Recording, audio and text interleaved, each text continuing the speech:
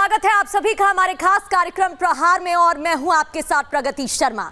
प्रहार में आज सबसे पहले बात दिल्ली चुनाव की। दिल्ली विधानसभा चुनाव के प्रचार का कल अंतिम दिन है और इस बीच सभी दल मैदान में एड़ी चोटी का जोर लगा रहे हैं।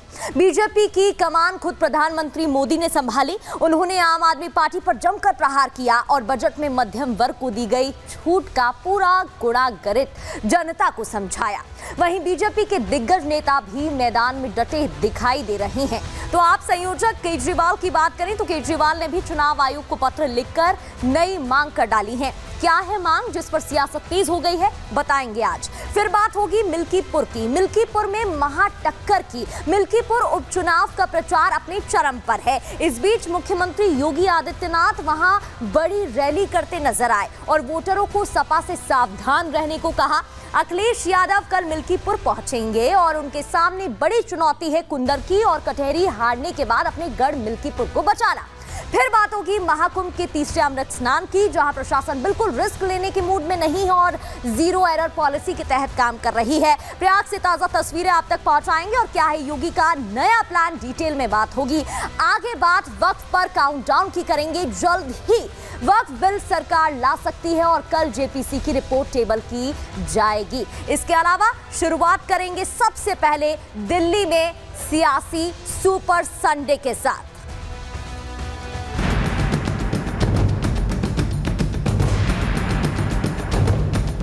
दिल्ली की आपदा पार्टी ने 11 साल बर्बाद कर दिए हैं। अमित शाह जी तो बहुत ज्यादा बुरी तरह से बौखला गए हैं। खुलेआम लोगों पे हमले करवाए जा रहे हैं। बौखलाहट, खिसियाहट और घबराहट केजरीवाल जी के बयानों में नजर आ रही है कि कुछ ने नौटंकी कर रहे हैं, फ्रॉड है, ना कार्यकर्ता पे हमला हो रहा है बल्कि वो हमले भी कर रहे हैं। अरविंद केजरीवाल जी जिस प्रकार की भाषा का प्रयोग कर रहे हैं, जिस प्रकार की उनकी झुंझलाहट है, यह आज जनता से छुपी नहीं है। दिल्ली में सियासी सुपर संडे, ये हम क्यों कह रहे हैं? क्योंकि कल विधानसभा चुनाव के प्रचार का अंतिम दिन और उससे पहले रविवार को सियासत तेज होती नजर आ रही है और बयानबाजी भी देखने को मिल रही है। भारतीय जनता पार्टी के कई दिग्गज मैदान में डटे नजर आ रहे हैं तो वहीं प्रधानमंत्री नरेंद्र मोदी ने खुद कमान संभाली हुई है। जहां रैली के बाद संबोधन के दौरान उन्होंने आपदा वाली सरकार पर जमकर प्रहार किया, तो वहीं अरविंद केजरीवाल, आपके संयोजक केजरीवाल ने कई आरोप लगा दिए हैं, यहां तक कि ईसी को चिट्ठी भी लिख दी है। क्या है पूरा मामला, बताते हैं आपको। लेकिन प्रधानमंत्री नरेंद्र मोदी रैली के बाद जब मैदान में संबोधन करते नजर आए तो उन्होंने क्या कुछ कहा, पहले वो सुनते हैं। बसंत पंचमी के साथ ही मौसम बदलना शुरू हो जाता है। 3 दिन बाद 5 फरवरी को दिल्ली में विकास का नया बसंत आने वाला है। इस बार दिल्ली में भाजपा सरकार बनने जा रही है। आजकल हम देख रहे हैं कैसे दिल्ली में वोटिंग से पहले ही झाड़ू के तिनके बिखर रहे हैं। आपदा के लीडर्स उसे छोड़कर जा रहे हैं। ये जान चुके हैं कि ग्राउंड पर जनता आपदा से कितना नाराज है, कितनी नफरत करती है। दिल्ली के लोगों के गुस्से से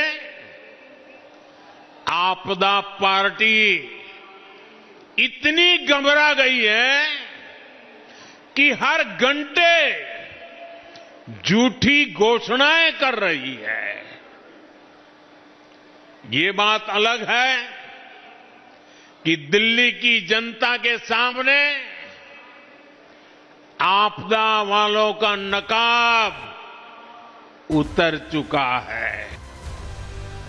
तो इस दौरान पीएम ने धुआंधार प्रचार किया और आप पर प्रहार भी किया, लेकिन बजट के बाद, बजट पेश होने के बाद बजट का गुणागणित भी वो लोगों को समझाते नजर आए और उन्होंने पुरानी लूट के बारे में जानकारी दी। कैसे? दरअसल नेहरू सरकार में किस तरीके से सालाना आय पर टैक्स दिया जाता था, भरना होता था, वो उन्होंने बताया। 12 लाख सालाना आय पर टैक्स 3 लाख भरना होता था, ये पहली जानकारी। उसके बाद उन्होंने क्या किया, इंदिरा सरकार के बारे में बताया कि इंदिरा सरकार में जब 12 लाख सालाना आय देना होता था उस पर टैक्स करीब 10 लाख रुपए भरना होता था। इसके अलावा मनमोहन सरकार की बात करें तो 12 लाख सालाना आय पर टैक्स करीब 2,60,000 रुपए भरना होता था। और फिर कल जब बजट के बाद बड़ी घोषणा की गई है, मोदी सरकार में 12 लाख सालाना आय पर टैक्स 0 नहीं भरना होगा, यह भी बताया गया है। प्रधानमंत्री नरेंद्र मोदी इस पर क्या कुछ कहते नजर आए, सुनिए। हमारी सरकार ने 12 लाख रुपए तक की आमदनी पर, इनकम पर इनकम टैक्स पूरी तरह 0 कर दिया, 0। और इससे मध्यम वर्ग के लोगों के हजारों रुपये बचेंगे। और इसलिए तो मैंने कल कहा कि ये बजट मिडिल क्लास की जेब भरने वाला बजट है। आजादी के बाद से लेकर अभी तक 12 लाख साल का कमाने वाले को इनकम टैक्स से इतनी बड़ी राहत पहले कभी नहीं मिली। तो इनकम टैक्स से इतनी बड़ी राहत पहले कभी टैक्स पेयर्स को नहीं मिली। प्रधानमंत्री नरेंद्र मोदी ने ये जानकारी दी।